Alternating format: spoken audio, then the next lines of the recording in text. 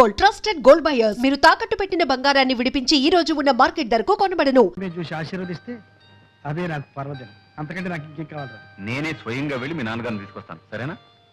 Thank you. అమ్మా ఇంకెంతసేపు అమ్మా కూర్చునేది? ఎప్పుడు మొదలు పెడతారు? అయిపోయింది నాన్న, 5 minutes. అబ్బాబాబా కూర్చొని విసిగెత్తిపోయింది. ఆయన వచ్చిన తర్వాత మీ విసుగు అంతా వదిలించేస్తాడులే. ఇంకో 5 నిమిషాలు చూస్తానమ్మా, లేకపోతే నేనే వెళ్ళి ఆడాల్సి వస్తుంది. అయ్యో అలాగేనమ్మా. గురు గురు గురు వచ్చేసారు, గురు వచ్చేసారు. నాన్నగారు వచ్చారా? కాదు గురు, మన అగ్రికల్చర్ మినిస్టర్ కల్చరల్ మినిస్టర్ ఆయన సతీమణి వచ్చేసారు. ఆడియన్స్ ఫుల్, ఎంట్రన్స్ ఫుల్, కిటికీలు ఫుల్. గురు ఈ రోజు నాటకం అదరగొట్టాలి గురు. ఏమరా, ఈ రోజు ఎందుకో నాకు జంకుగా ఉంది. నాన్నగారు వస్తారు, ఆశీర్వదిస్తారు అన్న ఆనందంతో పాటు ఆ మహానటుడు ముందు నటించాలంటే ఎందుకో భయంగా ఉంది. అదేం పెట్టుకో గురు, జమాయించేసే. నాన్నగారు నీ నటన చూసి, నీకు జరగబోయే సన్మానాన్ని చూసి ఉబ్బి తబ్బి వస్తాను గురు. ఏ మధు, నాన్నగారు వచ్చారా? ఎరా ఎరా రాలేదా? సారీ ప్రసాద్, ఏమిట్రా ఏమైంది? మీ నాన్నగారికి లేదు.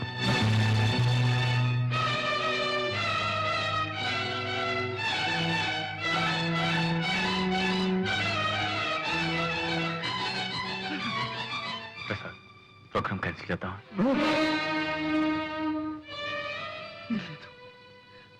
లేదు,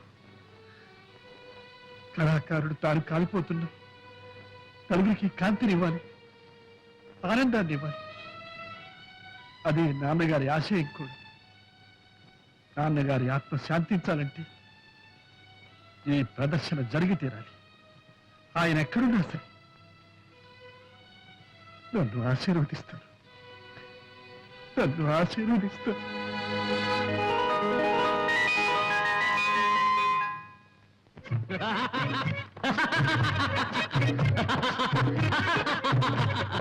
నవ్వండి నవ్వండి, మనసు నిండుగా నవ్వండి, గలగల గలగల కిలకిల కిలకిల నవ్వండి, కల్లా కపటం లేని నవ్వులు నవ్వండి.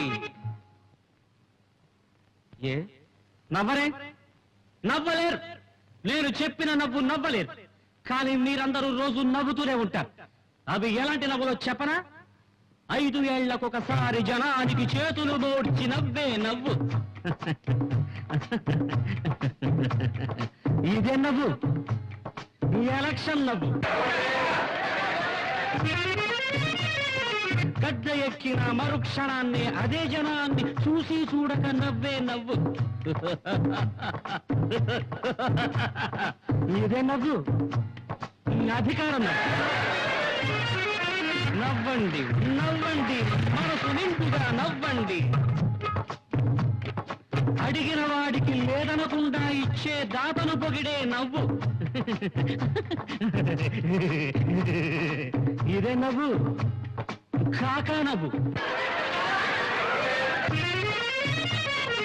ఇచ్చి ఇచ్చి ఆ దాత దివాళా తీసినప్పుడు నవ్వే నవ్వు.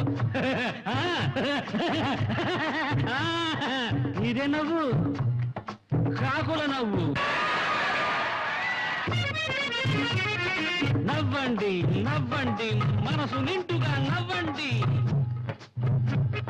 పళ్ళి గిలిస్తూ దవడ పళ్ళను రాలగొట్టుకుని నవ్వే నవ్వు. ఇదే నవ్వు, రోడ్ సైడ్ రోమియో నవ్వు. ఒంటరిగా తానొకడే ఉంటూ తనలో తానే నవ్వుకునే నవ్వు.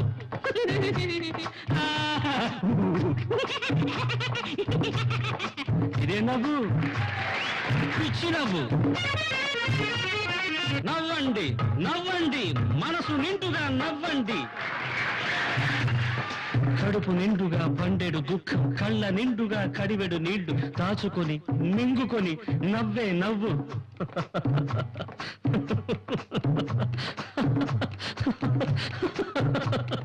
పాడె మీద తండ్రి అక్కడ, పాడుతున్న కొడుకు ఇక్కడ, ఏడ్చే వాళ్లే లేరు అక్కడ, ఏడ్చే వీలే లేదు ఇక్కడ. ఈ నడుమన నవ్వే నవ్వు, నటునికి తప్పని నవ్వు, నాటక రంగం నవ్వు, జీవన నాటక రంగం నవ్వు. ప్రేక్షక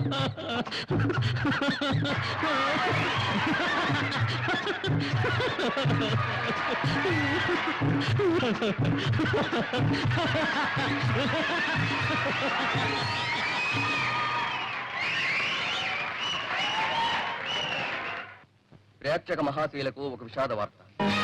తన నవ్వుల జల్లులతో గిలిగింతలు పెట్టి మనం నిర్రూతలూగించిన ప్రసాద్ గారిని దుఃఖ సాగరంలో ముంచి వాళ్ళ నాన్నగారు స్వర్గస్థులయ్యారు. ఈనాడు నాటకం మొదలు పెట్టక ముందే తెలిసింది వార్త. అయినా దుఃఖాన్నంతా తనలోనే దిగమింగి మనకు వినోదాన్నిచ్చాడా మహానటుడు.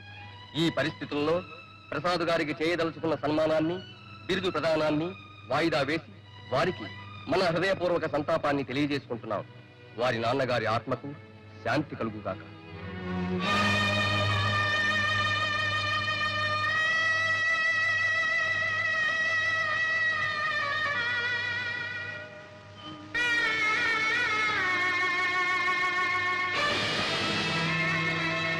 ప్రసాద్, ఏమిటి నువ్వు చేస్తున్న పని? దేశం ఆయన ఎప్పుడూ మర్చిపోయింది. ఆయన ఇప్పుడు వెళ్ళిపోయారు. ఆయన చివరి రోజుల్లో ఇవన్నీ ఆయన్ను వెక్కిరించాయి. ఇంకా ఉంది. నన్ను కూడా హేళన చేస్తాయి. ఈ వార్త వెళ్ళిపోవడమే మంచిది.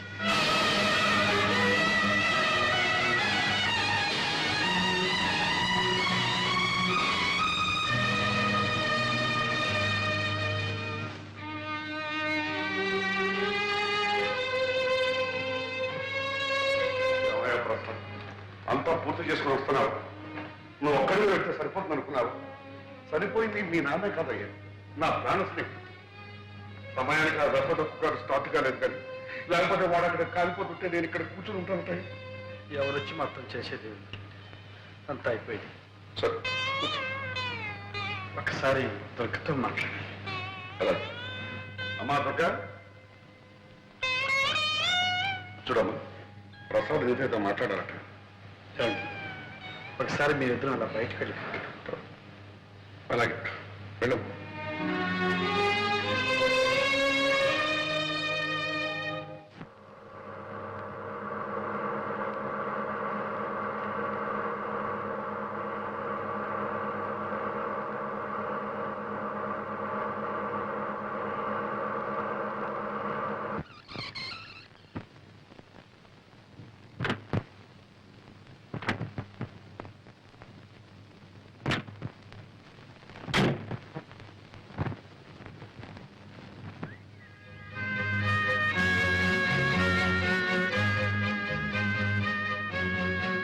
మనిషి ఉన్నప్పటికంటే లేనప్పుడే తెలుస్తుంది ఉన్న విలువ లేని వెలితి. విలువంతా నీ హృదయంలో దాచుకున్నావేమో గాని వెలితి మాత్రం నీ ముఖంలో కొట్టొచ్చినట్టు కనిపిస్తుంది.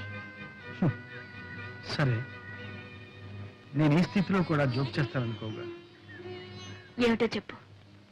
ఇప్పుడు చెబితే నమ్మలేదు, ఇప్పుడైనా నమ్ముతావా? ఏమిటో చెప్పండి. దుర్గా, ఈ ప్రపంచంలో అనాదిగా ఉన్నవి రెండే జాతులు, ఉన్నవాళ్ళు లేనివాళ్ళు. ఈ రెండు ఎప్పుడు కలవు, కలిసి జీవించరు. ప్రసాద్, నేను నీ కారు బంగ్లా చూసి ప్రేమించాననుకుంటున్నావా? అవి నాకు కొత్తవి కావు. నీకు పేదరికం కొత్తదేగా. ప్రసాద్, ఏమిటి నువ్వు అనేది? నువ్వు పేదవాడివి, నిన్ను పెళ్లి చేసుకుంటే పేదరికం అనుభవించాలనేగా. పెళ్లి తర్వాత కూడా నువ్వు పేదవాడివిగానే ఉండిపోతావని ఎందుకు అనుకోవాలి? అంటే మీరు మహారాజులనే? కాదు, కానే కాదు. పెళ్లి కొందరి జీవితాల్లో అనుకోని మార్పు తెస్తుంది. అలాగే నీ జీవితంలో కూడా. నాలో ఏ మార్పు వచ్చినా నా మనస్తత్వం మాత్రం మారుతుంది. నేను సాహిత్యానికి, కళలకు అంకితమైన వాడిని. డబ్బు మనిషిని కాలేదు, ఉద్యోగం చేయలేదు. నీ అంతస్తుకు తగినంత కాకపోయినా నీ అవసరానికి కూడా చాలినంత సంపాదించగలను లేదు. అయితే ఇప్పుడు నన్నేం చేయమంటావు? నన్ను మర్చిపోమంటా. మర్చిపోలేకపోతే?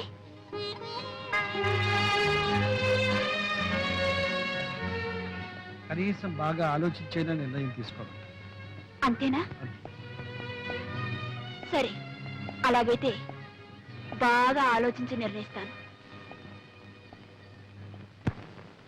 నీకు తెలుసో తెలీదో, ఊళ్ళో ఉన్న ఆడపిల్లలందరూ ప్రసాద్ అంటే పడి చస్తున్నారే. ఆ తప్పే వాళ్ళే చేసుకోమనండి. కింద భూమి పైన ఆకాశం తప్ప ఏమీ లేని ఆ దరిద్రుణ్ణి. ఇదిగో ఆ మాట నొత్తంటాను.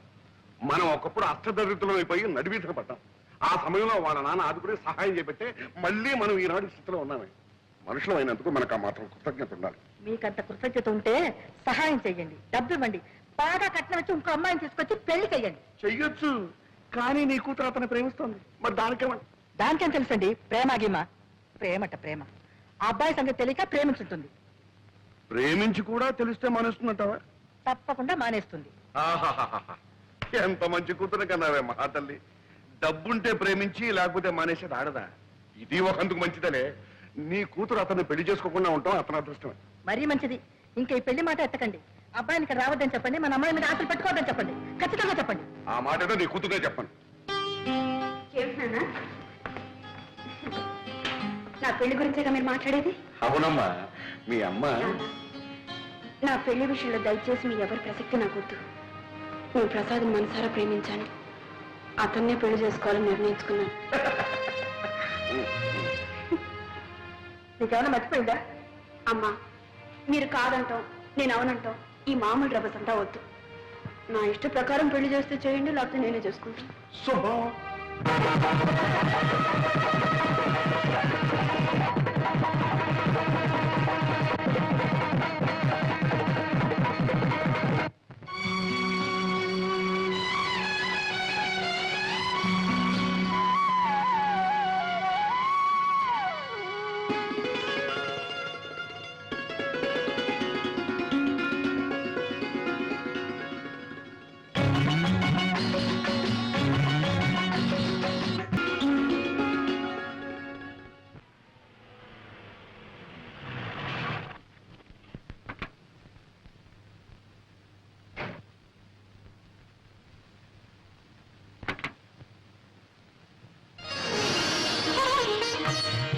ఏంటమ్మా ఏంటమ్మా ఆలోచిస్తున్నారు?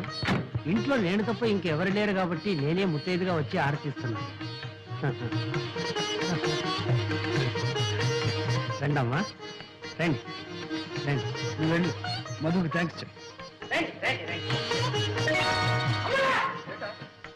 కలుసుంటే కావాలంటాయా కాదా? కుడి కాలు పెట్టి లోపల రండి. రండి రండి. ఎక్కడ చూసినా పంపితేలా ఏంటి బాబు కూర్చుంటా? పాప మంచి రక్తం చూసి ఎన్ని రోజులు అయిందో. 3 రోజులు నీ బాధ, తర్వాత మీరే అలవాటు పడిపోతారు.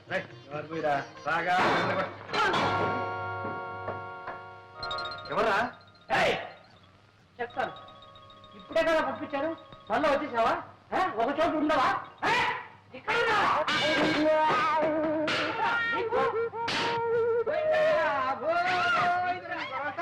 ఇంకే ఇంకెవరితో ఏం కంగారు పడకండి, చంపేశారు కదా, ఏం చేయదు. నువ్వు బర్రం పోతున్నావు. ఒకవేళ పెద్ద అయిన అక్కడ చూస్తే చిన్నబాబుకి పెళ్లి అయిపోయింది, మీ కోడలు అందంగా ఉంది, చిన్నబాబు కాపురం బ్రహ్మాండంగా చేస్తున్నారు అని ఒక ముక్క పడే తీసుకెళ్ళి భయపడే. అదే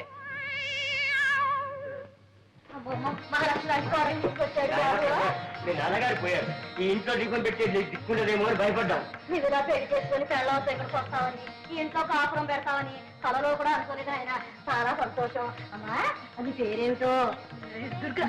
బాగుందమ్మా, చాలా బాగుంది. చూడమ్మా, కొత్త కాపురం, కొత్త ఊరు అనేం భయపడకమ్మా. అవునమ్మా, మేమందరం ఉన్నాం, అంతా కావలసిన వాళ్ళమే. బంగారు బొమ్మలా ఉంది. ఆ మొఖం చూడవే, లక్ష్మి కళ ఉట్టి పడుతుంది. అబ్బాయి కాసులు ఎంత బాగున్నాయో. ఏమేమి చెప్పు చూడండి. చూడమ్మా, నీకు ఎప్పుడు ఏం కావాలన్నా, పొద్దు కాకపోయినా ఒక్క కేక వేసామని కాదు తల్లి, అందరూ వచ్చి పడతామమ్మా. అయిపోయింది. ఎన్ని సామాన్ సర్దుకోవాలి, ఇల్లు సర్దుకోవాలి. ఎందుకలా అరుస్తావు? చౌకోసం మేకలాగా రండి వెళ్తాం. సామాన్ సర్దుకుంటాడు, సర్దుకొని నిన్ను చూడటానికి వచ్చావు. లక్ష్మణ అంటే అమ్మాయిని తీసుకొచ్చాడు, చూడడానికి వచ్చావు. వెంటనే పెడదాం. చూడమ్మా, మర్చిపోకే, నీకు ఎప్పుడు ఏం కావాలన్నా ఒక క్యాటరీ తల్లి, నేను వచ్చి పడతానమ్మా. వెంటనే రండి వెళదాం.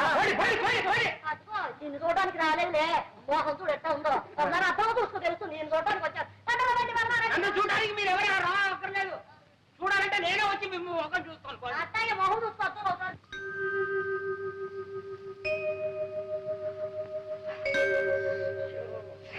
ఏమండి ఏమండి,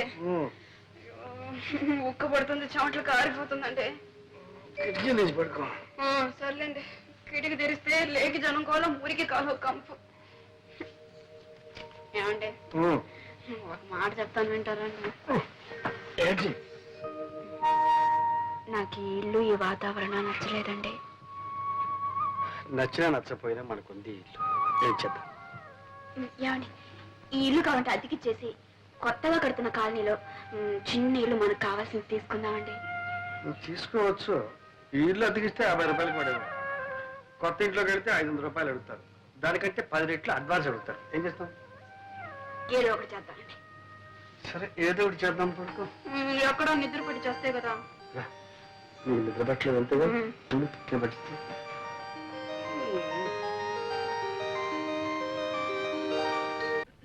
వరా వరా, వస్తున్నా. ఇదిగా అమ్మాయి ఉత్తరం రాసింది. ఏం రాసింది? కొత్త ఊరు, కొత్త కాపురం. ఎలాగుందో ఏమో. నువ్వు అడిగిన ప్రశ్నలన్నిటికీ ఒకే ఒక లైన్ సమాధానం రాసింది. 10,000 అర్జెంట్ కావాలట, వెంటనే పంపని రాసింది. పాపం, ఏ అవసరమో ఏమో, వెంటనే పంపండి. నేను పంపను. ఎందుకు పంపరు? ఇలా పంపడం మనం ప్రారంభిస్తే అదే అలవాటైపోయి మన ఆస్తి అంతా అరిగిపోతుందా, కరిగిపోతుందా? ఆస్తంతా అరిగిపోదు, కరిగిపోదు. దాని అహంభావం పెరిగిపోతుంది. పుట్టింటి దగ్గర నుంచి డబ్బు తెప్పించుకుని ఏ ఆడదే భర్త అంటే గౌరవం ఇవ్వదు. పైగా అల్లుడు రాశాడంటే అదొక పద్ధతి. అంటే పంపరు. సరే, పంపను అని తెలుగులోనే చెప్పాను, అర్థం చేసుకో.